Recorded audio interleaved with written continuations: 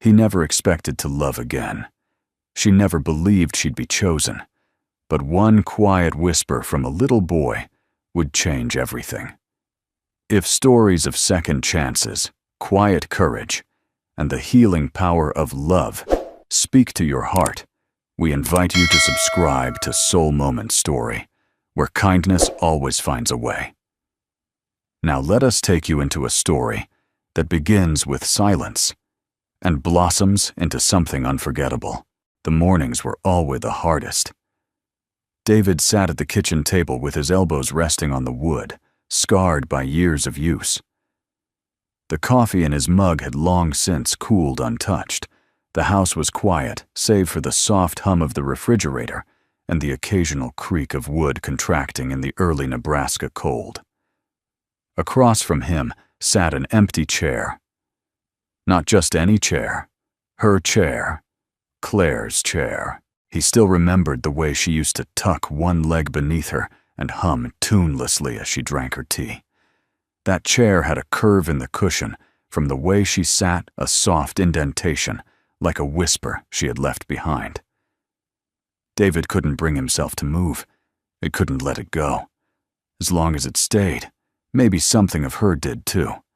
He glanced toward the hallway. The light was off. Eli hadn't gotten up yet. It wasn't unusual. Since Claire died 2 years ago, Eli had turned from a bright, chatty 6-year-old into a silent observer of the world. He spoke less and less until one day he just stopped altogether. David stood and walked to the window. The sun was rising slowly over the frost-covered field behind their house, a thin layer of light stretching across the earth like a prayer. He sighed and took a sip of cold coffee, wincing. 2 years of single parenting hadn't made him any better at mornings, or cooking, or life. Really. He had tried his best. He packed lunches, showed up for parent-teacher meetings, learned how to braid hair, though thankfully Eli had never asked, and pretended not to notice the pitying looks from other parents. He wasn't ashamed of being a single dad, but he was tired, bone deep, tired, and Eli was slipping further away with each passing month. He walked quietly down the hall and gently opened the boy's bedroom door. Eli was curled into a ball beneath a thick quilt, only the top of his dark blonde hair showing. David knelt beside the bed. "Morning, buddy," he said softly. No response. He hadn't expected one. "I made oatmeal." He added, though he hadn't, "with cinnamon like you." Like, still nothing. David reached out, brushing a strand of hair from Eli's forehead. He hesitated, then leaned forward and kissed his son's temple. "We'll try again tomorrow, huh?" he whispered. That night, after Eli had been bathed, fed and tucked in silently. Of course, David found himself sitting at the kitchen table again, scrolling through old emails on his battered laptop. He wasn't looking for anything in particular, just something to occupy the ache that never fully left his chest. That's when he found it, the application he'd half-heartedly filled out a year ago. It was for a mail-order bride agency. He'd never told anyone about it. Not his brother, not his pastor, not even Claire's sister, who called twice a month to check in on Eli. Back then he wasn't looking for love, just someone, a kind soul, a steady presence, a woman who might not mind, quiet nights, a child who didn't speak, and a man who barely knew how to keep a home together. Someone who might help his son smile again. He had received a few profiles, even written back once or twice, but eventually he gave up. Who in their right mind would want to step into a life so broken? He closed the laptop and sighed. He had tried. 3 days later, as David carried a load of firewood toward the porch, he noticed a figure standing near the edge of the driveway. She looked out of place, petite, bundled in a too-thin coat with a scuffed suitcase beside her. Her dark hair was tied back in a braid, and she was looking up at the house with a kind of cautious hope that struck him immediately. He set the wood down and approached slowly. "Can I help you?" he asked. She hesitated, then pulled something from her coat pocket, a printed photo. His profile, a year old, but undeniably him. "I am Lena," she said with a faint accent. "You wrote me once." David blinked. Memories came rushing back. Brief messages exchanged. Then silence. He hadn't expected an answer. Hadn't expected her. I didn't know you were coming." Lena's eyes dropped. "I had nowhere else." David studied her face. She looked tired, older than the picture he remembered. Not worn out, just weathered, like someone who had seen disappointment too many times and had grown quiet with it. He glanced toward the house, then back at her. "Do you want to come in?" he asked, unsure what else to say. She nodded once, then picked up her suitcase. That night, David made the first decent meal in weeks. Chicken stew Lena offered to help, but he waved her off. She sat quietly at the table watching him with a kind of stillness he wasn't used to. Eli peered at her from the hallway, eyes wide, then disappeared. "It's okay," David said gently. "He just takes his time." Lena nodded. "Children know things," she murmured, "even when they don't speak." David wasn't sure what she meant, but something in her tone made him pause. They ate mostly in silence, but it wasn't uncomfortable. Just unfamiliar. Like the first night in a new house, when David returned to the kitchen to wash dishes, Lena stood and began drying them without a word. They moved in quiet rhythm, the way two people do when words are too fragile and life has already been too loud. As the night drew on, David passed by the kitchen again and saw something that stopped him in his tracks. Lena was sitting at the table, Eli silent. Solemn, Eli was perched across from her. Between them sat an old, worn music box Claire used to play at bedtime. David had forgotten it still worked. Lena turned the crank slowly. A soft, familiar melody filled the room. Eli didn't say anything, but he didn't leave. He listened. David stood in the doorway, heart aching. Something had shifted. Something had begun. The next morning came wrapped in fog. Thin threads of mist coiled through the bare trees in David's backyard. Like ghosts that hadn't yet let go, he stood on the porch with a mug of hot coffee watching the shapes of the world slowly come into view. Inside he could hear the clink of dishes, Lena already awake and moving quietly through the house, like she belonged there. It unsettled him, that sense of ease. She had arrived only last night. A stranger, and yet there was something about her presence that didn't feel foreign. It was as though the air had shifted, not dramatically, but gently, as if the house had taken a breath it hadn't known it was holding. He stepped inside. Grateful for the warmth, Lena looked up from the sink, her hands buried in soap and water. "Good morning," she said simply. David nodded. "You didn't have to. I don't mind." Her voice was soft but resolute. She didn't need thanks. He poured himself another cup of coffee. "Did you sleep okay?" She dried her hands on a towel. "Better than most nights." That was all she said. No complaints, no lingering sadness in her tone. Just a fact. He respected that. Eli emerged from his room a few minutes later, his steps tentative. He paused at the end of the hallway, eyeing Lena from beneath the brim of his messy hair. Lena didn't speak. She only smiled gently without pressure. Eli looked at David, then at the kitchen table. Finally, he slid into his usual chair without a word. It was the first morning in months that David didn't have to carry him there. After breakfast, David walked Lena out to the old shed beside the house. It hadn't been used in years, except to store unused lumber and dusty garden tools. He opened the door with a creak and glanced inside. "It's not much," he said, "but if you want your own space, we can fix this up." Lena stepped into the doorway and looked around, taking in the cobwebs and cracked windows, the way sunlight spilled unevenly across the dirt floor. And then she did something unexpected.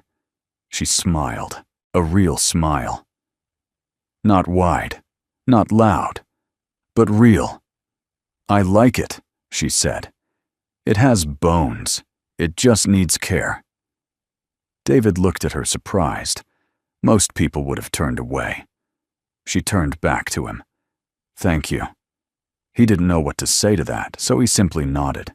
That evening, after Eli was asleep, David returned to his laptop. He sat in the same spot at the kitchen table, the light overhead casting shadows that seemed to flicker like old memories. Something had been tugging at him all day, a thread he hadn't followed since Lena arrived. He opened his email inbox and searched for her name. There it was. Lena Dobrova Melunian. Come their message. History was brief, just a few polite exchanges from nearly a year ago. He'd sent her a photo of himself, and Eli explained his situation plainly. He hadn't dressed it up. He didn't know how to sell a broken life. Her reply had been simple, almost painfully honest. "I cannot have children, but I still hope to be part of a family," he had never answered. David leaned back in his chair and ran a hand through his hair. He remembered reading that line and feeling something twist in his chest, not because he judged her, far from it, but because back then he thought what Eli needed most was a mother who could give him siblings. Someday. Now, watching his boy inch slowly back into life, David wasn't so sure. It hadn't been biology that made Claire a mother. It was the lullabies, the kisses on scraped knees, the bedtime stories told by flashlight under the covers. It was the way she loved endlessly, even when exhausted. And last night, when Lena played that music box, Eli had stayed. David stared at the screen for a long moment. Then he opened a new document. Later that night, as he walked past the guest room where Lena was sleeping, something made him pause. The door was open a crack, and through the narrow space, he saw her sitting at the small writing desk, a single lamp casting a soft halo around her. She was writing, carefully, methodically. Each stroke of her pen seemed deliberate, as though the act itself was sacred. David didn't mean to intrude, but something caught his eye. The envelope she was folding the letter into. It was addressed to herself. He didn't ask the next day or the day after, but the image stayed with him. By the weekend, Lena had begun tending the backyard. What had once been a plot of weeds and dead soil was now neatly raked with tools arranged along the fence, and seed packets laid out in a tidy row. "You really going to plant something?" David asked, watching from the porch. She straightened up, brushing dirt from her jeans. "Yes, even if I won't be here long." "You thinking of leaving?" Lena didn't look at him. "You didn't ask me to stay." He blinked. "I didn't think you needed permission." She finally met his gaze. "I don't. But I won't impose where I'm not wanted." David walked down the steps and stood beside her. The earth was cold, but not frozen, the kind of soil that resisted change, but would yield if given time. "I didn't expect you," he said. "I know. But you're here." She nodded. He looked at the empty patch of land. "So, what are we planting?" Lena smiled. "Something purple. Something that comes back each year." That night, after the house had gone still, David returned to the kitchen, opened the laptop again, and added one last sentence to the document he'd begun days earlier. "Not every garden begins with seeds.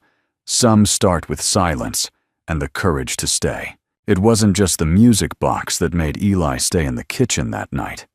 It was how Lena turned the crank gently, like someone remembering how to pray. The tune creaked and wobbled. Age had warped its notes, but she let it play anyway. Imperfect, fragile, familiar. Eli hadn't moved. He'd simply sat there watching her, the way a boy watches someone who isn't afraid of silence. That moment planted something in David. something he didn't dare name yet. But it lingered long after the music stopped. The following morning, Lena woke early. Earlier even than David. By the time he came into the kitchen, bleary-eyed and tugging a flannel shirt over his undershirt, she was already kneading dough on the counter, the smell of yeast and flour warming the air. "You don't sleep much," he remarked. "I sleep when I feel safe," she said, without looking up. Today is better. He watched her hands work, strong, deliberate hands. She wasn't delicate the way some men might expect. She had the hands of someone who had done real work. Carried weight. He poured 2 cups of coffee, slid one across the counter. "You don't have to cook, you know." Lena smiled faintly. "It calms my mind," David nodded. "You're welcome to use the kitchen whenever you want, Eli." Well, he likes routine. Children do, she agreed, but they also recognize care, even if it's new. She said it so simply, but David felt the truth of it. Eli had eaten more the last 2 days than he had in the previous 2 weeks. Later that morning, David found Lena in the living room standing before the old upright piano tucked in the corner. It was Claire's, though no one had played it since the funeral. Dust covered the keys like a soft gray shroud. "I didn't know you played," he said. "I don't." "Not well." Lena pressed a single key. A dull C note rang out slightly. "Flat. My mother was a pianist," she said, fingers hovering. "She taught me when I was little, but I forgot most of it. When I moved, life became too loud for music." David didn't speak. There was pain in her voice, not dramatic, but quiet and ancient. "I tried once years ago," she continued. "After I found out I couldn't. After the doctor told me I'd never—" Her voice trailed off. She didn't need to finish. He knew she couldn't have children, and in many corners of the world, including some corners of his own country, that truth alone had made people walk away from her. But here she was, standing in a stranger's home, dusting off a piano that hadn't known sound in years. "I think Claire would have liked you," David said, quietly. Lena's hand paused on the keys. She loved this old thing, played lullabies for Eli almost every night. He'd fall asleep before she finished. Lena touched one more key, then pulled her hand back. "I don't know. Lullabies," she whispered. "Only half songs, pieces.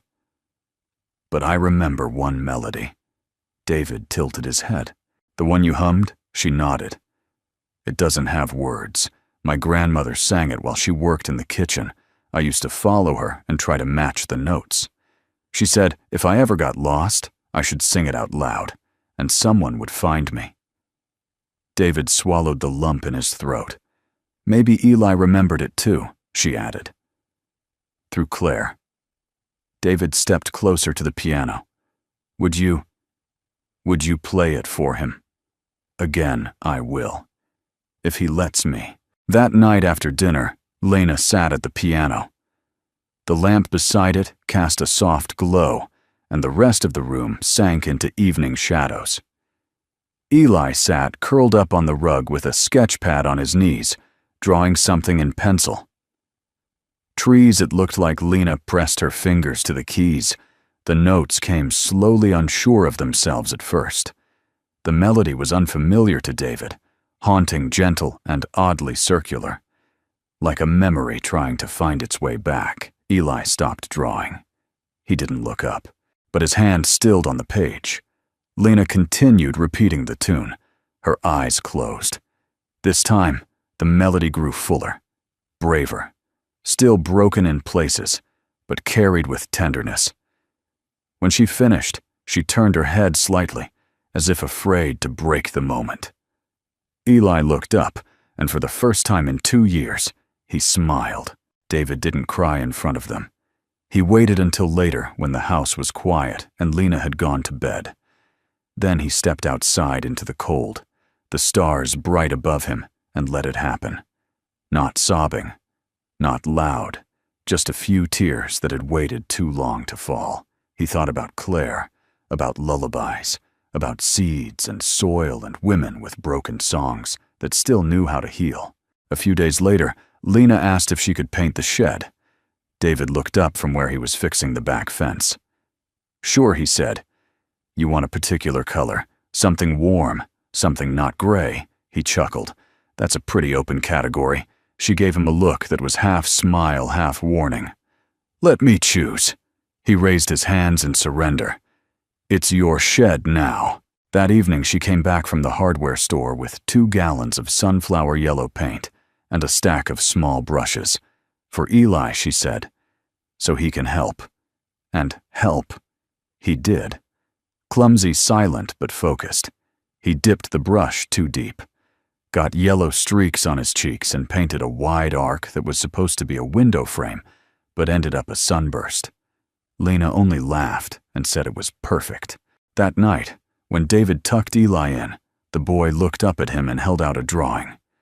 It was of their house, the garden, the shed, bright yellow now, and a stick figure of Lena beside a stick figure of him. Between them, he'd drawn a heart. David didn't know what to say. He kissed his son's forehead, then went to bed, wondering when exactly a stranger had stopped feeling like one. The shed was no longer gray. It glowed in the morning sun, like a promise. Sunflower yellow, cheerful and imperfect, its edges lined with uneven brush strokes and tiny handprints, courtesy of Eli. The color stood out against the bare trees and the frost-kissed earth, a small act of rebellion against winter's hold. To David, it looked like hope had finally moved in next door. Lena was already outside, knees in the dirt, her gloves caked with soil. The air was still crisp, but she worked as if it were spring already. Beside her sat seed packets, lavender daisies, wild poppies, flowers that would take months to bloom if they bloomed at all.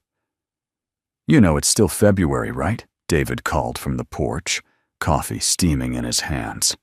Lena didn't look up. It takes time for roots to find their place. He smiled despite himself. "You sound like someone who knows what she's doing." She glanced at him, then shielding her eyes from the sun. "No, but I'm learning." Inside the house, Eli was at the table, a crayon in each hand, drawing something with intense focus. David walked past and glanced down. It was another garden. This one had taller flowers. Lena was in the middle, wearing a sun hat. David was in the background, holding a watering can. Eli had drawn himself front and center, arms raised, and again, above all three, a single red heart. David felt his throat tighten. "You like gardening now?" he asked.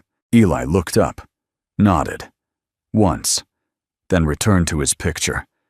No words, but communication nonetheless. Later that day, Lena sat on the back steps with a small notebook in her lap, sketching out a plan for the garden beds. David joined her sipping coffee. The porch creaked beneath their weight, but the silence between them was easy. "Why lavender?" he asked, nodding toward the packet beside her. Lena's pen paused. "My mother used to grow it. She said it kept the bees happy and the sadness away." David watched her face. She rarely spoke of her past, and when she did, it was always brief, measured, like a woman carefully stepping across ice she wasn't sure would hold. "Did you leave a lot behind?" he asked gently. She nodded. "Not meeting his eyes, not much by the time I left. My mother was gone. My father was not someone I could follow. He didn't press her. He knew what it meant to lose. He knew, too, what it meant to survive the absence of someone you once built your life around. I think Claire would have liked lavender," he said. After a moment, Lena smiled softly. "Then we'll plant extra." That afternoon, David opened the attic for the first time in 2 years. Dust clung to every surface, and the air smelled like mothballs and memories. He wasn't sure what he was looking for. Maybe something of Claire's to offer Lena, or maybe just something that felt like connection. He found an old box labeled Spring Things in Claire's handwriting. Inside were gardening gloves, a pair of faded knee pads, and a small wooden sign that read, "Where love grows, life follows." He brushed the dust from it carefully, then carried it downstairs. Lena was still working when he handed it to her. She turned the sign over in her hands, her fingers tracing the faded lettering. Then she looked up, eyes shining just a little. "I'll hang it by the lavender," she said. As twilight settled over the town, David sat in the living room, reading, while Lena cooked in the kitchen. She didn't ask permission. She never did. She simply began, chopping, stirring, humming softly, like someone who belonged in the rhythm of that space. Eli sat nearby with his sketch pad, occasionally glancing toward the stove, as if hoping for something familiar. When Lena pulled a casserole dish from the oven, the scent of cheese and roasted vegetables filled the air. David raised an eyebrow. "You cook and garden?" "I survive," she replied with a wink. They sat together at the table that night, David, Eli, and Lena. No empty chair, Claire's seat remained untouched, but for the first time in a long time, the space didn't feel like a void. It felt like memory. Lena dished out portions, careful to place Eli's favorite parts in his bowl. He noticed. Didn't say anything, of course, but David caught the way his shoulders relaxed, the way he looked at her hands, with a kind of cautious recognition. Halfway through the meal, Lena looked at Eli and asked, "Do you want to help plant the poppies tomorrow?" He blinked, then nodded. David looked at her eyes wide. That was a yes. Lena smiled. It was. After dinner, while Lena washed dishes and David dried, the conversation turned quieter. "You've done more in 3 days than I've managed in 2 years, David said. Lena paused, then looked at him carefully. "You've kept your son alive. Loved him when it was hard. That's more than enough." David opened his mouth to deflect the compliment, but the words caught in his throat, then continued, drying her hands. "You know what? I noticed about Eli." "What?" "He listens very closely, even when he doesn't speak." "That's a gift, David. And gifts don't grow from neglect." He turned away. Not because her words hurt, but because they healed something raw inside him. Later that night, as the stars came out, and Lena lit a candle in the shed, David stood at the back door, watching her silhouette move behind the yellow walls. She was placing something near the window. The sign, "Where love grows, life follows." He leaned against the doorframe, arms crossed. The first bloom hadn't appeared in the soil yet, but it had already appeared in them. Saturday morning arrived with a hush. The snow that had threatened all week finally fell in soft sheets, overnight, blanketing the town in silence. Outside, the garden slept beneath its white coat, and even the sunflower yellow shed looked muted, softened by winter's touch. Inside, warmth filled the kitchen. The oven hummed low. The windows fogged, and flour dust danced in the air like powdered snow.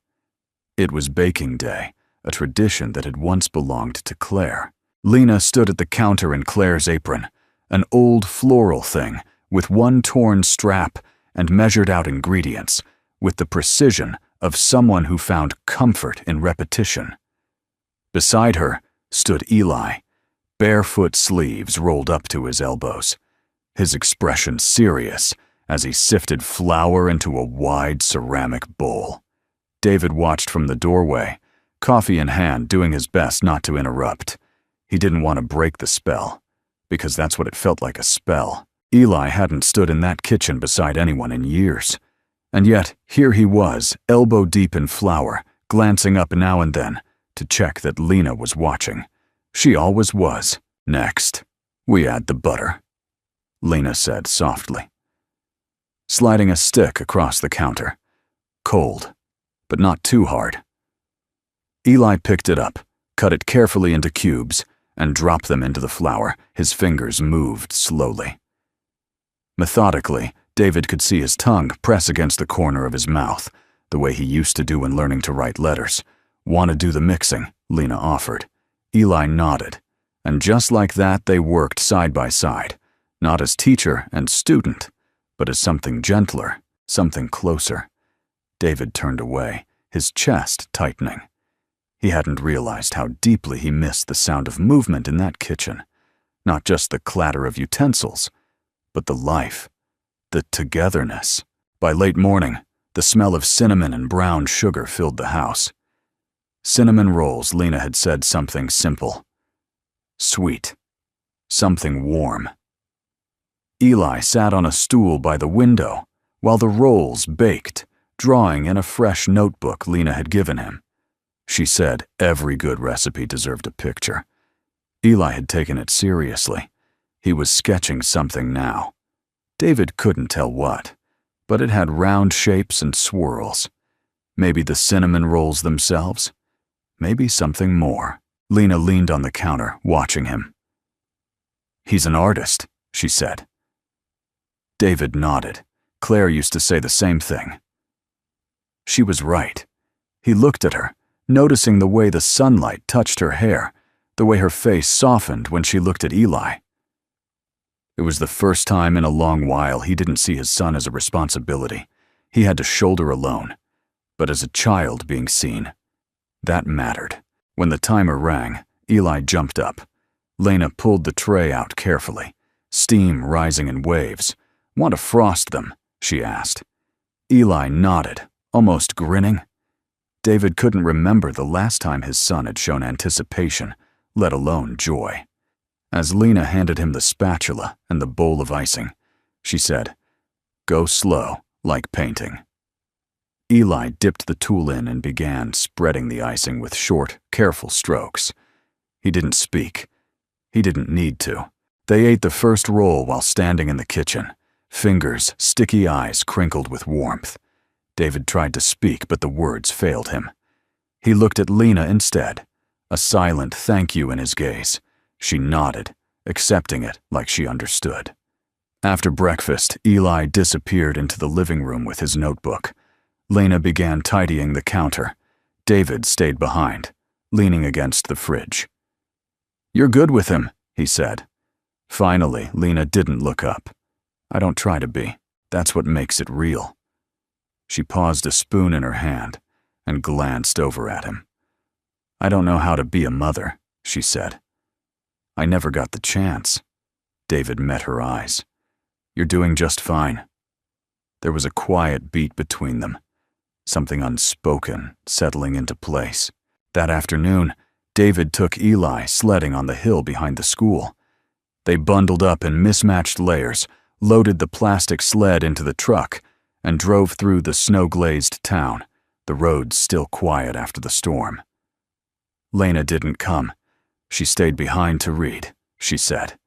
But David suspected she wanted to give them space. Still, Eli asked about her, held up a drawing he'd made in the truck, and tapped on it twice. David glanced at it, a picture of all three of them baking in the kitchen. He nodded. "She'll see it," he promised. When they returned, cheeks red and boots soaked, the house smelled like something new. Apple and vanilla. Lena was in the living room, a book in her lap, the music box on the table beside her. Eli handed her the picture. She looked at it for a long time, then smiled. "May I keep this?" she asked. Eli nodded. Lena placed the drawing beside the music box and said nothing more. That night, after Eli was in bed, David found Lena out on the porch, wrapped in a blanket looking up at the sky. The stars were sharp and brilliant, the kind of night that made you believe in things again. "Do you miss it?" he asked, settling into the chair beside her. "Where you came from?" She hesitated. "I miss what I thought it would become, but not what it was." David nodded. He understood that more than she knew. They sat in silence for a moment, listening to the wind rustle the bare branches. Then he asked the question that had been sitting in his chest for days. "Why did you come here, Lena?"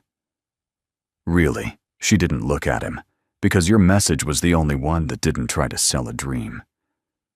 It just told the truth. A widower. A boy who wouldn't speak. A home that needed warmth, and I thought maybe I could help, even if I couldn't give much. David's voice was low. "You've already given more than you know." In the window behind them, the shed glowed faintly under the porch light, its yellow paint catching hints of silver. And inside the house, a child slept with drawings beneath his pillow of cinnamon rolls, yellow walls, and a woman who sang broken songs. The sky was already bruising by late afternoon. Clouds stacked on the horizon, thick and restless, like a warning whispered too late. Nebraska storms didn't ask permission. They rolled in sudden and stayed longer than welcome. David watched from the porch, a deep furrow in his brow. "It's going to hit hard," he muttered. Lena joined him with a dish towel still draped over her shoulder. "Should we bring in the garden?" "Tools," he nodded, "and the lavender trays, too." They moved quickly, Lena gathering gloves and shears, David stacking the bags of soil under the porch awning. The wind picked up, howling across the empty fields, rattling the gutters like loose bones. In the distance, thunder rolled low and steady. Inside, Eli stood at the window, silent as always, but his shoulders were drawn tight. He clutched a small, stuffed rabbit, one of the last things Claire had given him. David had almost forgotten it existed. "He doesn't like storms," David said softly to Lena as they stepped back inside. "He used to crawl into our bed during thunder. After Claire passed, he just stopped asking." Lena nodded, her expression unreadable. By early evening, the storm arrived in full. Rain lashed against the windows, and branches beat against the roof like restless hands. Power flickered, then cut entirely. The house fell into shadows, lit only by the soft glow of the fireplace. Lena lit candles from the emergency box. David checked the basement, the sump, pump, the windows. Eli stayed on the couch, curled into a tight knot under a quilt rabbit still pressed to his chest. "Should we tell a story?" Lena offered gently. No answer. She didn't push. Instead, she sat beside him, not too close, and began humming that same broken melody, a lullaby without words. A tune that remembered home, even when the world didn't. David stood at the edge of the room, watching. The storm raged louder. Then, as if pulled by something ancient and instinctual, Eli reached out and touched Lena's sleeve. She turned to him. "Do you want me to stay?" she asked, a tiny nod. David felt something shift again, not with thunder this time, but with silence.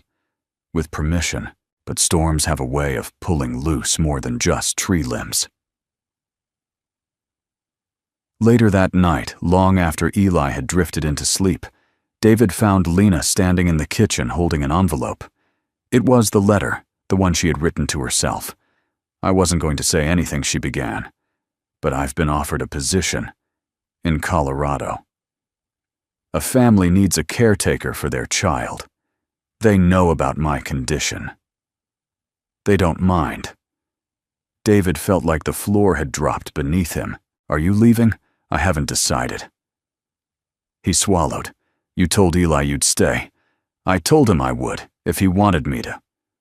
David's voice was quiet, restrained, and he does. Lena's eyes searched his. "Do you?" The question struck deeper than he expected, not because he didn't know the answer, but because he'd never let himself believe he had the right to ask someone to stay again. Not after Claire. Not after watching his son retreat into silence. "I do," he said, finally, then added, "but I won't trap you in a life that's still grieving." Lena stepped closer. "You're not asking me to replace her." "David, I know that." He looked at her, and for the first time said. What had lingered unspoken, she was kind, gentle. But your strength, you hold without clinging, you heal without asking anything back. Lena's voice cracked. No one's ever said that to me. Then maybe no one ever looked hard enough. The storm knocked out the rest of the power overnight. But in the morning, the house was calm, damp, quiet, a little broken, but standing, and on the kitchen table beside the now cold candle. Lena had left the envelope. David picked it up with trembling hands. It wasn't addressed to herself anymore. It was addressed to Eli. Inside was a letter, simple, handwritten. Careful. Dear Eli, I don't know if you will ever want to read this, but I wanted you to know something. I once believed I had nothing to give. I couldn't give a child to the world. Couldn't offer a family what they thought they needed. But then I met you, and you gave me a place to belong. If I get to stay, it won't be because I'm needed. It will be because I am loved. With all my heart. Lena David folded the letter, slowly, tears blurring the words. He didn't wake Lena. He just stepped outside the sky, still thick with gray, and began digging a new garden bed right beneath Claire's favorite window.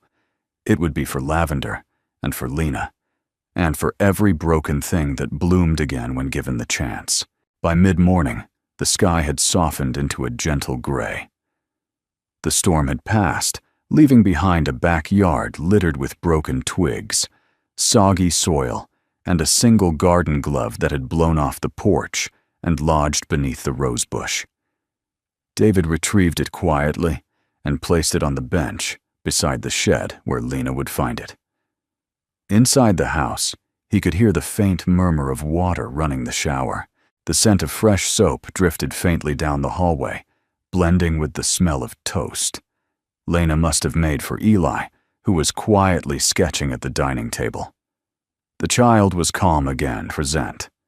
There was no trace of the fear from the night before, only the gentle return of routine. But beneath it all, David sensed something had shifted permanently. He moved to the kitchen and found the envelope again. Lena's letter to Eli, still folded, resting on the windowsill. He hadn't shown it to his son. Not yet. It felt like a sacred object now, something to give at the right moment, not just when it was convenient. And then he noticed something else. Tucked behind the letter was another page, creased slightly, smudged addressed in the same looping hand.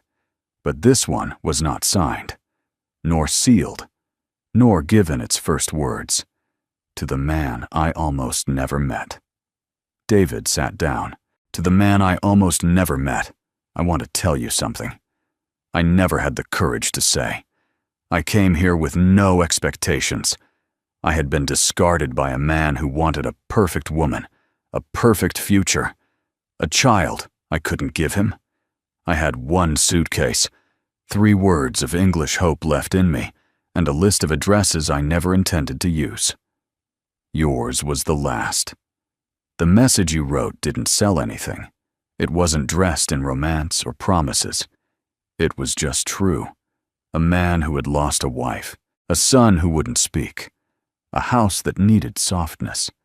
And I thought perhaps I could offer something other than children. Perhaps presence, perhaps patience.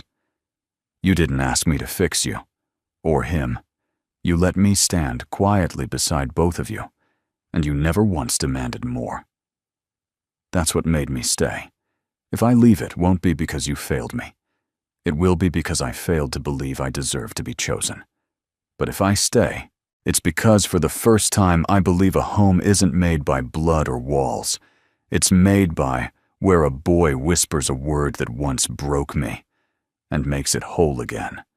David sat for a long time, the letter resting in his lap, his hands shaking, not from fear, not from grief, but from something older, deeper recognition. She had never sent it, never meant for him to read it, perhaps. But now, having done so, he couldn't pretend. He didn't know. She was still afraid, still carrying a part of herself folded away, waiting for permission to exist. He rose and went to the hallway. The bathroom door was open now. The water off, the sound of soft feet on tile, the swish of fabric. Lena stepped into the hallway in a long cardigan towel in hand, wringing water from her braid. She paused when she saw him. "You read it," she said quietly. "I did." She waited, arms crossed, loosely over her chest. David stepped closer, the letter still in his hand. "I think he said you were wrong about one thing." Her brow furrowed slightly. "Which part?" He tapped the final paragraph. "You said you weren't sure if you deserved to be chosen." Lena swallowed. I think he continued, voice steady. "You've been choosing us since the moment you knocked on that door, when you folded Eli's laundry, when you played the music box, when you taught him to frost. Cinnamon rolls," a long pause. "You've been giving Lena again and again. Maybe no one ever stayed long enough to tell you, but we see it." "I see it." She didn't cry, but she stepped forward and placed her hand over his. "Then let me stay, without question, without a role. Just let me be part of it." David nodded, breath catching. "You already are." Later that afternoon, they hung Claire's wind chimes back up on the porch. It had taken David months after her death to take them down. The sound was too sharp, too full of memories. Now, as they clinked lightly in the breeze, the melody felt like something softer. Permission Eli helped too, holding the bass steady as David secured the hook. He didn't say anything, but when the wind blew and the chimes sang, he smiled at Lena. Just once, then went back inside to draw. That evening, as the sun dipped low and painted the snow gold, Lena stood outside near the edge of the garden, a trowel in her hand and a bucket of new bulbs beside her. David approached, hands in pockets. "What are you planting now?" he asked. "Early daffodils," she said.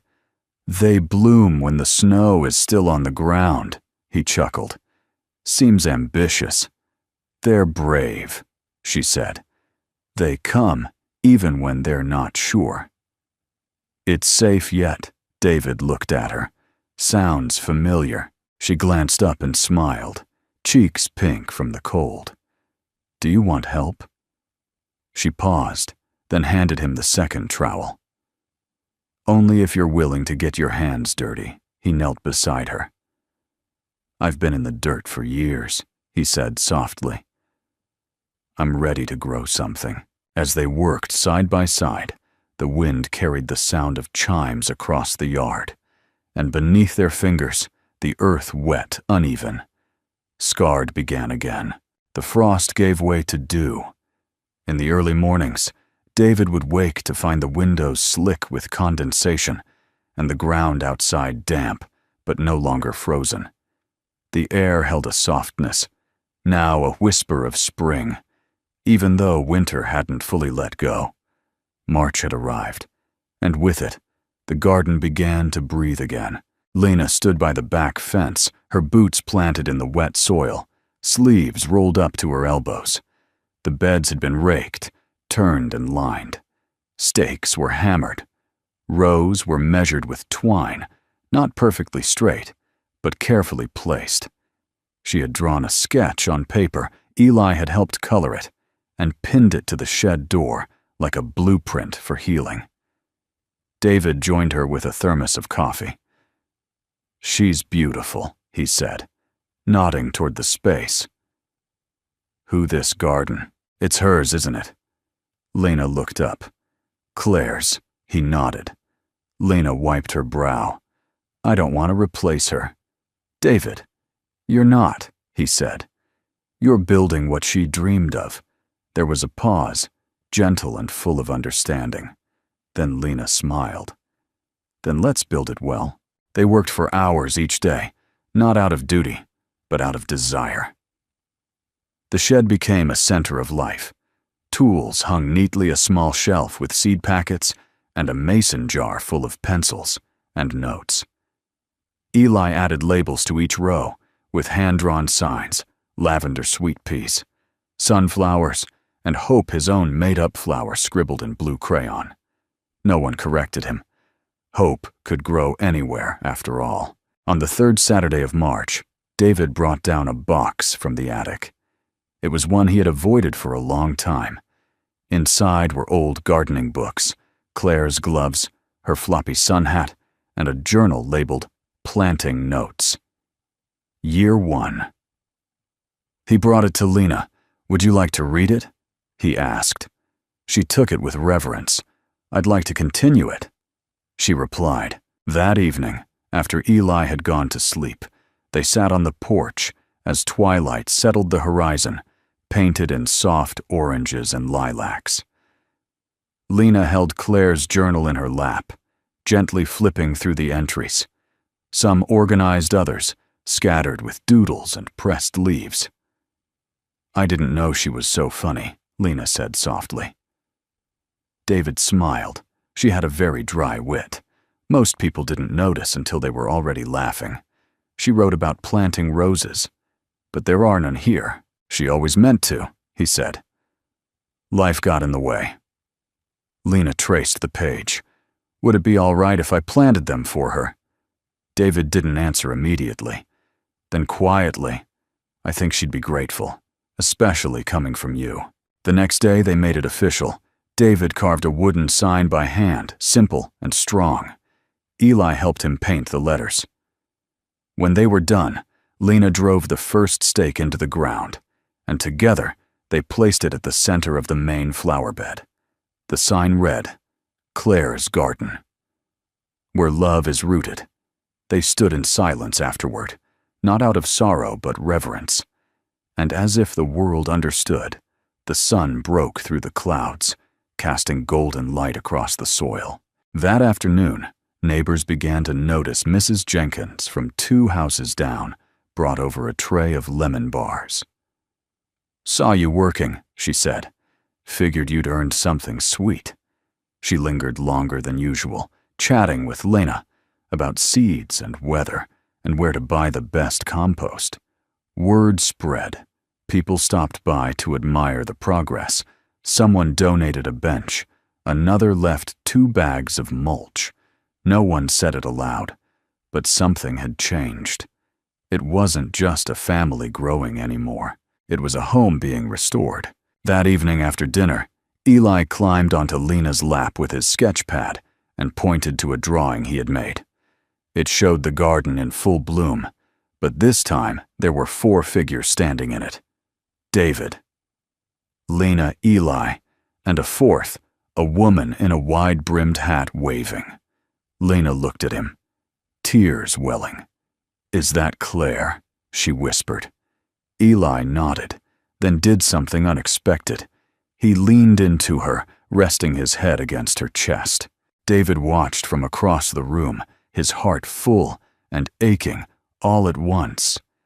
Something in him settled, not moved on, but made peace. That night, as the wind stirred the chimes and the moon cast soft light across the beds of newly turned soil, Lena returned to the shed and opened Claire's journal one more time. She turned to the last page, and in her own handwriting wrote, March 18th. Today we named the garden. We did not name it for ourselves. We named it for a woman we never stopped loving. And somehow she is still here. In the child who smiles, in the man who watches with quiet eyes, in the soil that forgives. Tomorrow we plant roses, for her, for us, for the things we choose to grow together. Spring didn't arrive all at once in Nebraska.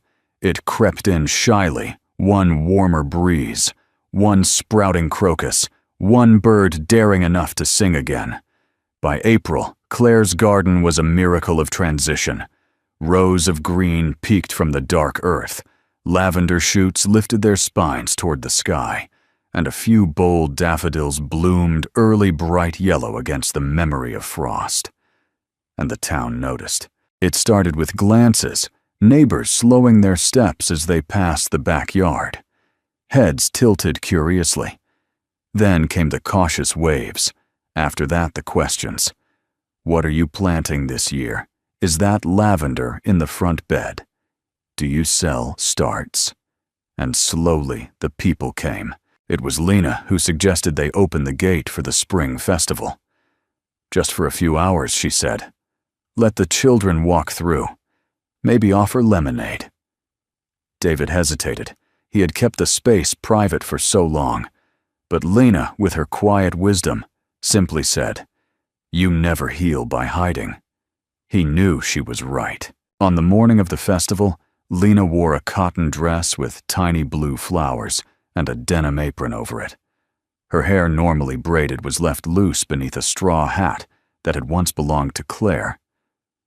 David almost couldn't speak when he saw her. You look, he began. She smiled, like someone who belongs here. He nodded, exactly like that. Eli stood between them holding a wooden sign he had painted the night before. It read, Welcome to Claire's garden. Love grows here underneath. In smaller letters, he had drawn 3 stick figures and a rabbit, David, Lena himself, and Claire's wind chime. By mid-morning, the garden buzzed with life. Children darted between rows of flowers, some carrying seed packets Lena had prepared in small paper envelopes. Mrs. Jenkins brought lemonade and shortbread. Mr. Keller, the retired postmaster, donated folding chairs. A girl from the high school art club offered to paint faces. No one asked why the garden was named after someone who wasn't there. No one questioned why the quiet woman with the accent now stood at its center. They simply came and stayed. And Lena. She shone, not loudly, not with grand gestures, but with the kind of warmth that settles deep into the bones. She knelt to show children how to plant marigolds, offered kind nods to the shy parents, and laughed, truly. Laughed for the first time in months. David saw it. So did Eli. At one point, Eli took Lena's hand and pulled her toward the bench beneath the cherry tree. He pointed to a woman across the garden, gray-haired, kind-faced, unfamiliar. Lena followed his finger, puzzled.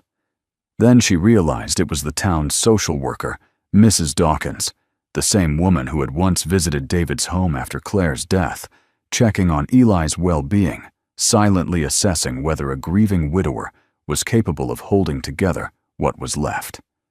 She was watching now, not judging, just observing. And then Eli did something unexpected. He turned toward Lena, took a breath, and whispered, Mommy. Just once. Barely audible, but clear. Lena froze. The earth might as well have stopped spinning. David heard it too. He looked over, saw her eyes glisten, her body still as stone. Eli, unaware of the world he had just shifted, simply held her hand tighter. And across the garden, Mrs. Dawkins smiled and looked away. Later, after the festival wound down, Lena sat beneath the cherry tree with her hat in her lap, and her heart still pounding from that one small word. David joined her with a slice of pie. He handed it to her without speaking. They sat like that for a while. Then softly she asked, Do you think I'm allowed to keep that moment? David turned toward her. Lena. I think you earned it. That night, long after the guests had gone and the dishes were done, Lena stood alone in the garden, barefoot in the soft grass. Letting the moonlight touch her face, David came out quietly watching her. You're still up, he said. I didn't want the day to end, he nodded. It was a good one, the best, she whispered. He stepped closer. Eli meant it, you know. She turned to him, eyes wet. I know. That's what makes it so hard to believe. Then believe it anyway. Lena smiled through her tears. David reached out and took her hand. They stood in silence, surrounded by the scent of earth and lavender beneath a sky vast enough to carry every word that had ever gone unspoken. The cherry tree had never bloomed like that before. It stood in the center of Claire's garden, tall, graceful, and fully alight, with pink-white blossoms that fluttered in the spring breeze like thousands of whispered blessings. Lena stood beneath it that morning, hands clasped around a mug of tea, her eyes tilted upward in silent awe. "I think it waited," David said from the porch, "for you." She turned, raising a brow. "Trees don't wait. This one," Diddy said. "I planted it the year we moved in. It never bloomed like this, not even when Claire was here." Lena stepped closer to him. Maybe it just needed a different kind of love. The idea came from Eli. They were sitting together in the living room one afternoon, Lena sorting seeds, Eli sketching beside her when he tapped her wrist and handed her a new drawing, a tree, the cherry tree, and beneath it 3 figures again. But this time, they were dressed in something different. David in a suit, Lena in a dress, Eli holding both their hands. A heart floated above them. Lena stared at the image for a long time. Then she looked up at David, who had just walked in from the yard, hair dusted with pollen. Eli held up the picture, wordless. David blinked, then smiled. "Well," he said softly. "Looks like the boy has spoken." There were no invitations, no formal announcements, just one morning where David carved a small date into the bench beneath the cherry tree, and Lena pinned a single white ribbon to the post beside it. They told Mrs. Jenkins, of course, because she would never forgive them if they didn't. She told everyone else. By that Saturday afternoon, the garden was filled with familiar faces. Neighbors, teachers, the grocery store clerk, even Mrs. Dawkins returned this time with a small wrapped box and a hug for Lena that lingered longer than expected. Someone brought folding chairs. Someone else brought cake. David wore his best shirt. Lena wore a linen dress she had once kept folded at the bottom of her suitcase, the one she told herself she'd never wear again. And Eli, he wore a bow tie, crooked perfect. They stood beneath the cherry tree just before sunset. Blossoms falling like confetti, air sweet with lavender and sugar and soil. There was no officiant, no ring bearer, just words, quiet, true, and shaped by everything they had survived. David took Lena's hand and said, "You walked into this house carrying nothing, and somehow you gave us everything back." Lena's voice trembled as she replied, "You opened a door for a stranger, and now I walk through it every day into a home."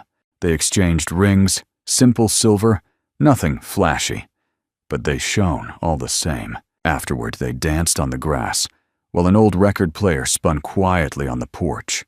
Children chased fireflies, neighbors sipped lemonade and told stories. The wind chimes sang like distant bells. At one point, Eli stood up on the bench and cleared his throat. The crowd hushed. He didn't speak, but he held up a sign he had drawn on cardboard. It read, "I love you." Mom gasps, tears, applause. Lena covered her mouth. David wrapped his arm around her shoulders, and in that instant, it no longer mattered how they had come together, only that they had. That night, after the guests had gone, and the moon had risen high above the sleeping garden, David and Lena sat on the porch, in the quiet. Their hands were still clasped. "I never thought I'd do this again," David admitted. "Mary," she asked Hope. He said Lena leaned her head on his shoulder. "It takes courage." He kissed the top of her head. "No, it takes you." She smiled in the dark. Across the yard, the cherry tree shimmered in the moonlight, petals dancing like they had waited a lifetime for this day. In Claire's journal, Lena wrote, "That night, April 29th, today under a tree that once held only silence, we spoke new vows into the earth. They were not declarations of perfection, only of presence, of choosing again and again. This garden began with grief, but it blossoms now with belonging. Summer arrived without announcement. It simply was one morning." sunlight already warming the porch railings before breakfast, the lavender in full defiant bloom, and the sound of Eli's laughter floating through the garden like birdsong. He laughed more now. Not often. Not loudly, but enough to fill the rooms that once echoed with silence. The garden had become a living memory, part tribute, part sanctuary, and entirely its own kind of miracle. Daisies lined the pathway, sweet peas climbed the fence. The roses Lena had planted for Claire bloomed in soft, solemn bursts near the bench, like grace returned. Eli spent his days drawing in the shade of the cherry tree, which no longer stood as a monument to loss, but as a keeper of vows.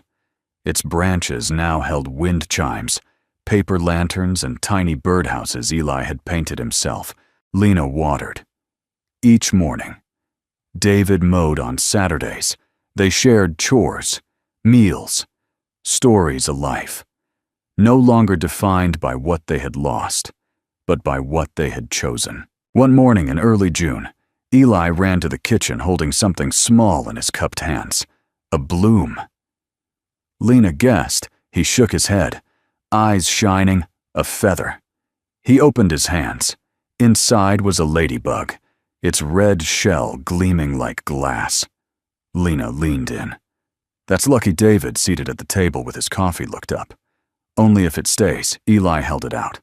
The bug climbed onto Lena's fingertip and paused, and then, as if understanding it, flew circling once, then landing on the windowsill beside Claire's old planter box. Eli whispered. It stayed. Lena felt tears prick her eyes, not from sadness, but the kind that come when a wound finally closes. Later that week, the town's local paper came to interview them. Not for a headline, just a human interest story, the kind people read over breakfast and smile at. Family revives forgotten garden in heart of town. The journalist, a kind-eyed woman in her 50s, asked questions. Softly, took photos, gently, and never pushed. What do you call this place? She asked. David glanced at Lena, then at Eli. The boy answered.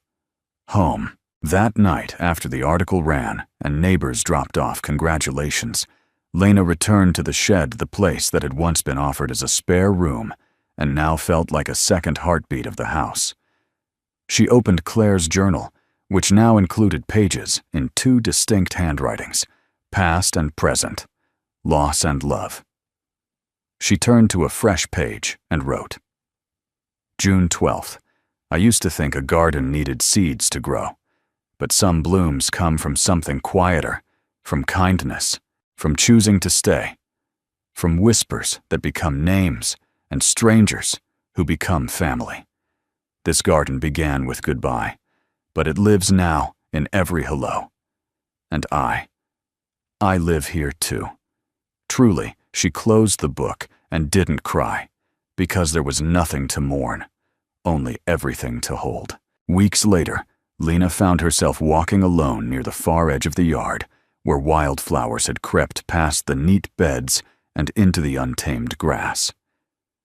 There, growing on its own, not planted, not expected, was a single bloom, a pale pink peony, soft and full.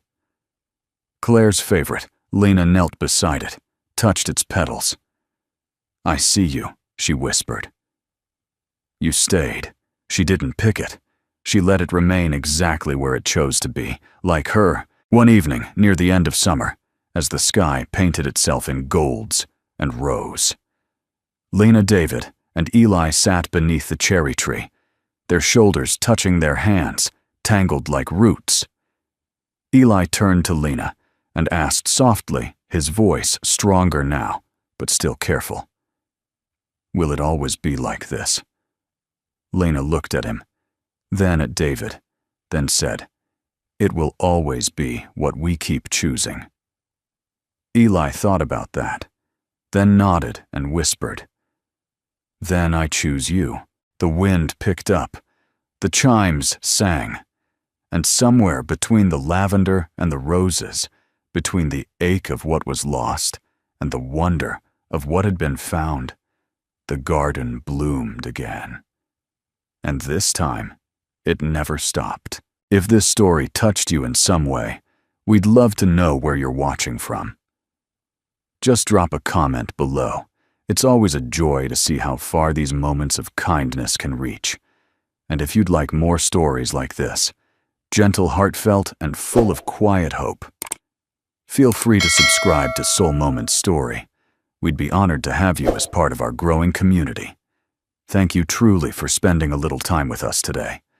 Your presence means more than you know.